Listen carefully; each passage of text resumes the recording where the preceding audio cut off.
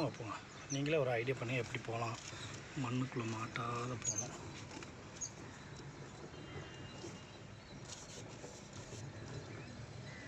அப்படி நேராக போய் லெஃப்ட்,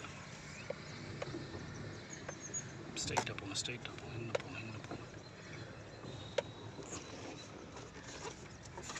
அவ்வளோதான், அதே தான்.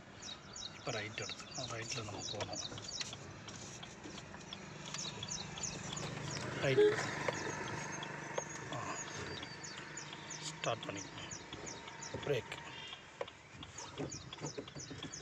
ஸ்டார்ட் பண்ண